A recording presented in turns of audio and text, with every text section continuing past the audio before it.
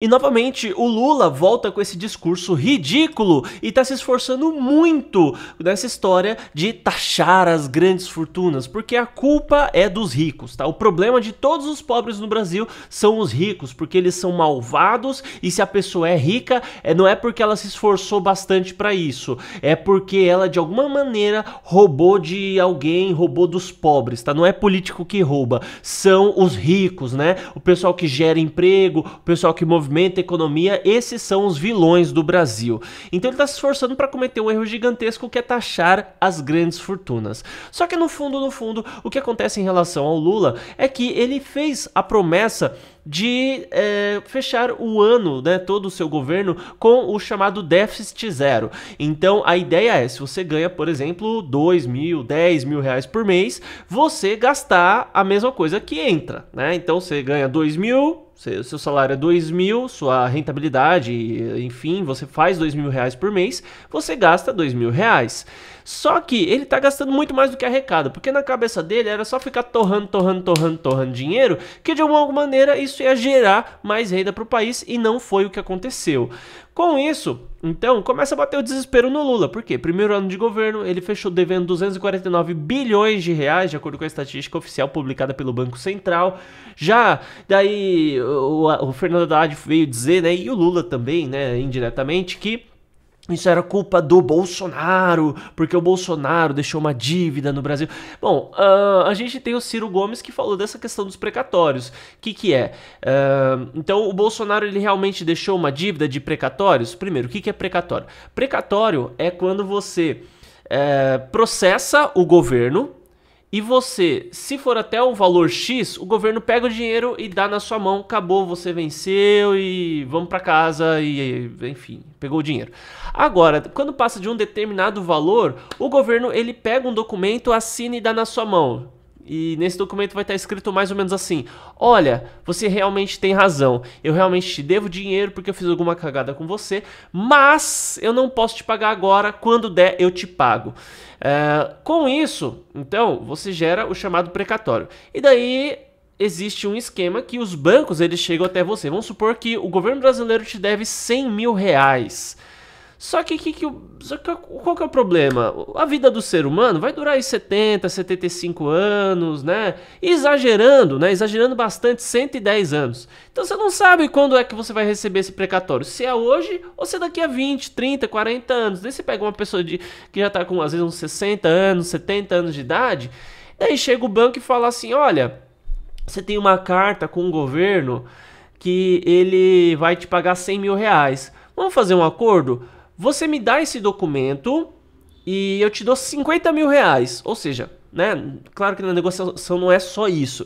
Mas vamos supor que seja. Você pega esses 50 mil reais aqui na mão e você me dá essa carta. E como um banco, uma empresa, enfim, pode ter uma vida tecnicamente infinita, pode passar gerações, pode durar séculos, inclusive existem empresas que têm séculos de existência, então para eles tudo bem se demorar 100 anos para receber, né? 50 anos, 30 anos que seja. Né? A empresa provavelmente pode estar existindo e eles vão receber o dinheiro. E daí no passado tinha um esquema dos precatórios, como que era? O banco comprava, daí alguém ia lá no governo, algum amiguinho falava assim: ó, acabei de comprar essa carta aqui, ó, de 100 mil por 50, faz o seguinte, eu te dou 10 mil reais pra você liberar esse precatório por agora. Daí o banco comprava no dia seguinte, no mês seguinte, ia lá e conseguiu o dinheiro. Olha só que maravilha, né? Porque molhou a mão das pessoas certas. Daí pra evitar esse tipo de palhaçada, foi que se estabeleceu que os precatórios... Pode parecer meio óbvio isso, mas não era assim que funcionava. Os precatórios, eles deveriam ser pagos na ordem correta. Então, quem hoje recebeu uma carta lá, uma cartinha falando que o governo deve dinheiro, não vai receber depois do cara que recebeu essa mesma cartinha no dia seguinte. Então, vai ter uma ordem, uma fila correta para que isso aconteça. Então, acabou esse esquema de corrupção louco no Brasil em relação aos precatórios. Porém, o que o Ciro Gomes denunciou é que o Lula chegou para os bancos e falou assim: ó, banco, vamos fazer o seguinte, tem uns precatórios aí, compra doidado, compra que eu vou pagar geral agora no meu governo. Daí os bancos saíram correndo, comprando. Isso é de acordo com o depoimento do Ciro Gomes. E daí, do nada, o Lula decide pagar os precatórios adiantado. Esses precatórios não são especificamente só da época do governo Bolsonaro. A gente pode ser que tenha precatório da época do primeiro de mandato do Lula anterior, mandato da Dilma, mandato do Temer e mandato do Bolsonaro. O que o Bolsonaro chegou e falou? Olha, vamos fazer um acordo, eu vou pagar precatórios parcelados. Vai ser tanto, X em tal ano, X em tal ano, X em tal ano, e assim sucessivamente a gente consegue zerar essa fila. E daí, o que o Lula fez? Ah, vou fazer o seguinte, eu vou pagar tudo adiantado. Ué, Lula, mas espera aí. Você tá devendo, o governo brasileiro não tá bem assim pra sair pagando tudo adiantado. Não, mas eu vou pagar tudo adiantado. E nessa os bancos já tinham comprado um monte de carta de precatório aí, né? Pelo menos essa é a denúncia do Ciro Gomes. Então o que acontece? O Bolsonaro, ele deixou no caixa positivo lá pro Lula 50 bilhões de reais. E daí veio esse negócio do precatórios, 100 bilhões de reais. O que acontece? Esses 100 bilhões em precatórios que o Lula pagou, tecnicamente era para ele pagar parcelado, ele decidiu pagar adiantado, porque quis. Mas vamos supor que sim, seja culpa do Bolsonaro e esses 100 bilhões de reais era coisa do Bolsonaro. Então tá, você tem 100 bilhões e 50 bilhões positivos. Finaliza com 50 bilhões negativo. Lula fechou o primeiro ano de governo devendo 250 bilhões, na verdade foram 249,1 bilhões de reais no negativo. A gente tira esses 50 dos 50, né? Então vamos supor que vão tirar aí a culpa do Bolsonaro. Vamos supor que o Bolsonaro realmente tem a culpa no primeiro ano de governo e tal. Tira os 50 bilhões, Lula fechou com 200 bilhões de reais no negativo. Não explica. Entende como não explica o fator Bolsonaro na conta dele? Mesmo que considere que a culpa é do Bolsonaro, mesmo se você tirar todo o fator Bolsonaro, ainda assim sobra 200 bilhões em dívida que não faz sentido. Não faz sentido. O Lula realmente gastou mais do que deveria. Já no segundo ano de governo, não dava para culpar o governo Bolsonaro mais. Mas o que aconteceu? Lula também fechou com um rombo gigantesco, um rombo avassalador. Com isso, a gente teve aí o Lula culpando o Banco Central. Né? Ah, é porque a taxa de juros do Banco Central tá muito alta, né? E daí não sei o que. Daí ele colocou o chamado Gabriel Galípolo, que é o indicado dele. Por quê? Até então estava o Campos Neto no comando do Banco Central. O Campos Neto, ele viu que o Brasil estava afundando, estava lá aumentando a taxa de juros, Por quê?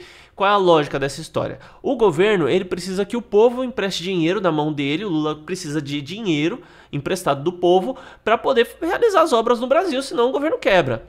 Então, como que funciona? Hoje, para quem investe, para quem entende o mínimo de investimento, você tem que saber que quanto mais, entre aspas, seguro é um investimento, menos é o seu lucro diante dele, né? Então, assim, a poupança, tirando casos de exceção, a poupança é um tipo de investimento que menos paga. Porém, é um tipo de investimento, nem é investimento, né? Mas vamos falar que seja. Mas é um investimento que menos paga no Brasil. Por quê? Você deixa lá seu dinheiro parado, mas você pode sacar a hora que você quiser. Né? Se der algum problema, tem até 350, acredito que seja até 350 mil reais, que vamos supor que o banco venha a falir. O fundo garantidor ainda paga isso pra você. Né? Então, assim, é o investimento tecnicamente o mais seguro do Brasil. É uma bosta? É uma bosta, mas é o mais seguro que tem. Né? Tanto é que a maior parte dos brasileiros deixa dinheiro na poupança. Às vezes, se deixasse embaixo do colchão, era até melhor, não sei. Mas, então, paga pouco. Agora, vamos supor que você vai no mercado de ações. Cara, vamos pegar um negócio mais arriscado ainda, criptomoedas. Vamos supor que você vai para criptomoedas, fazer trade. O risco que você corre é absurdo. Tem uma regra chamada a regra dos 90-90-90. Cerca de 90% dos traders perdem 90% do seu capital em até 90 dias. Nos primeiros 90 dias que eles começam a operar no mercado. Por quê? É um mercado de altíssimo risco. Então, por isso que você de vez em quando vê o cara fazendo aí 100% ao mês. Ah, Marcos, mas é difícil você ser constante operando e ter 100% de lucro ao mês. É difícil, mas acontece. Mas isso você nunca vai conseguir com a poupança, entende? Então percebe que é um risco muito alto, por consequência você tem um lucro, uma possibilidade de lucro maior. Não que você vai começar a operar e vai fazer aí, não é garantido nada, trade nada é garantido. Então, Como é um investimento de alto risco, pela lógica tem que pagar mais. E o Brasil? Quando você coloca dinheiro no Tesouro Nacional, Tesouro Selic, por exemplo, você está emprestando dinheiro para o Lula. Você acha que a economia do Brasil está indo bem ou está indo mal? Se a economia, quanto pior a economia estiver indo, mais alto tem que ser os juros, né, o valor da taxa de juros que o banco vai te pagar, aliás, que o governo Lula vai te pagar, porque está muito arriscado pôr dinheiro no Brasil, meu amigo. Agora, se existir um descompasso, ou seja, a economia do Brasil está muito ruim, o Lula está afundando o país e ao mesmo tempo a taxa de juros é baixa, ou seja, o retorno que você vai ter com base no seu investimento é baixo, por consequência, ninguém vai querer pôr dinheiro, entende? É o básico isso daí. E o Lula lá, tem que abaixar a taxa de juros. Trocou o Campos Neto, que era o presidente do Banco Central, indicado pelo Bolsonaro, para o Gabriel Galípolo, que é o presidente do Banco Central, agora indicado pelo Lula. O que o Gabriel Galípolo fez? Manteve a taxa de juros e continuou aumentando. O pessoal até falou, não, mas isso é coisa da época do Campos Neto. O Galípolo falou, não é. Eu tô vendo a situação do Brasil e é isso mesmo, a taxa tem que ser alta mesmo, porque tá muito arriscado, Lula, pôr dinheiro na sua mão, não é assim, meu. Vai que você torra tudo em 51. E daí, o que acontece? Né? Então, o Lula tá gastando muito mais do que arrecada. Ele está desesperado para arrancar imposto do povo da onde for. Porque cortar gasto? Não, isso é um absurdo. Cortar gasto não pode. Não, imagina. Cortar gasto de viagem luxuosa. Não pode fazer um negócio desse, né?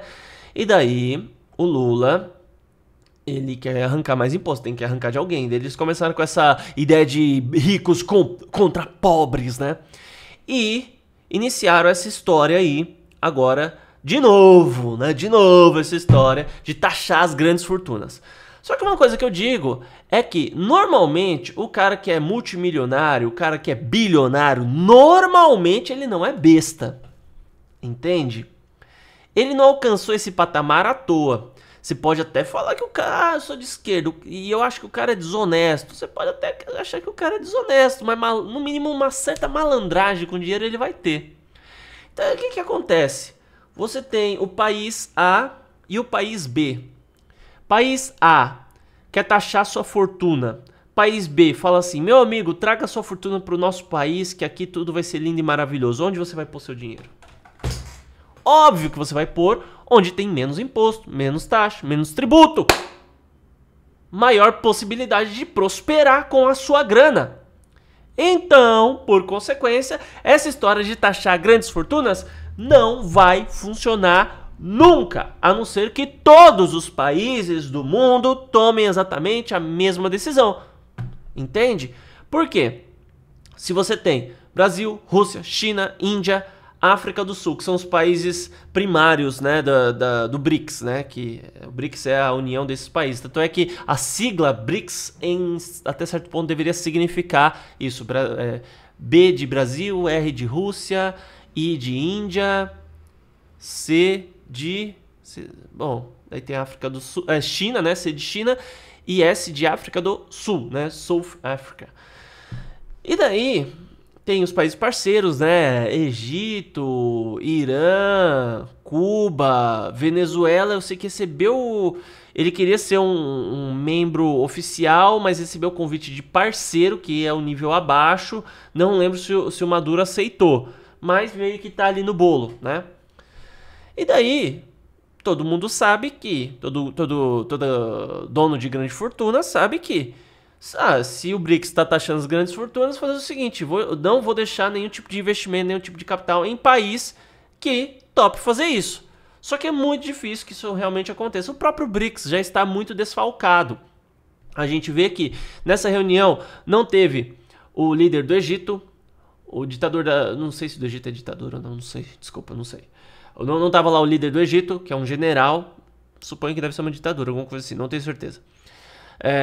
Não tinha o ditador da China, não tinha o ditador da Rússia, o ditador da Cuba vinha, né? Mas também Cuba, né? Não serve pra nada, né? Assim, não adiciona em nada o BRICS, né? Então, não vai dar certo, tá? Primeiro porque o Lula não tá com moral nenhuma, né? Ainda mais com essa história. No G20 ele tentou meter essa, vamos taxar as grandes fortunas, pessoal, assinem aqui o documento e tal. Daí o Joe Biden assinou, né? Que era presidente dos Estados Unidos na época. Mas você acha que Trump vai fazer isso? Trump tá inclusive oferecendo green card para quem levar grande fortuna para os Estados Unidos. Trump tá oferecendo benefícios e isenções. Ele tá fazendo o caminho contrário, falando: não, grandes fortunas, venham para cá, eu vou cobrar menos imposto, vai ser tudo melhor para você.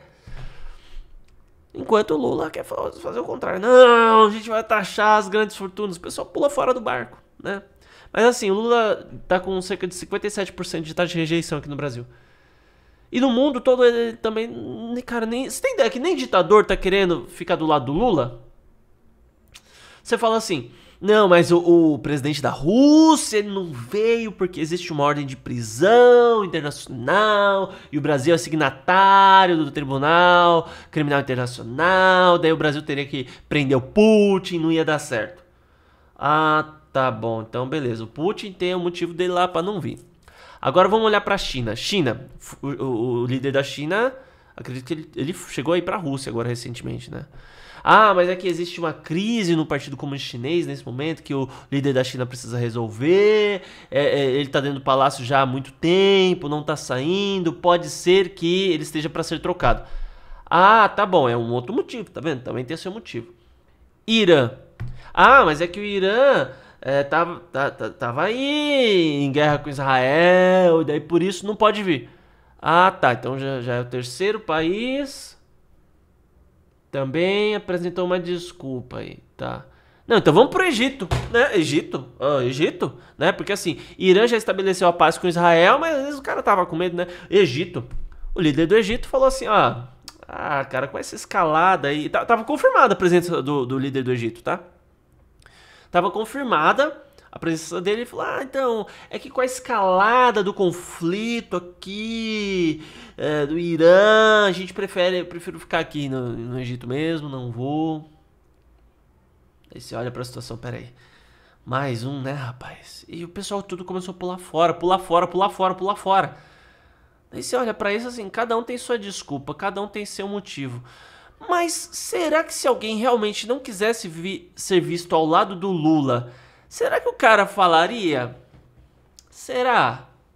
Você é convidado para uma festa de aniversário, você não quer ir, não quer nem ver a cara da pessoa. Seja sincero. Ou você ignora o convite, né? Tipo, sei lá, finge que não viu.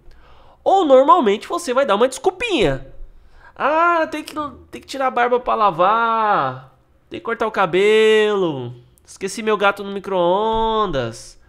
Tem que levar meu cachorro no podólogo. Sei lá, cara. Você vai meter uma dessa assim, entendeu? E a mesma coisa que o pessoal tá fazendo com o Lula. Ninguém quer se aproximar. Então, por isso que esse negócio de taxação de grandes fortunas não tem como dar certo na prática, no sentido de que, pessoal, não vai manter fortuna, então, em países que taxem as fortunas. Segundo, porque o Lula não tá com moral nenhuma. Esse evento do BRICS está sendo uma vergonha gigantesca para ele. Mas comente aí o que você acha a respeito do assunto, se inscreva no canal, ative o sino das notificações e deixa um like aí no vídeo. Até mais!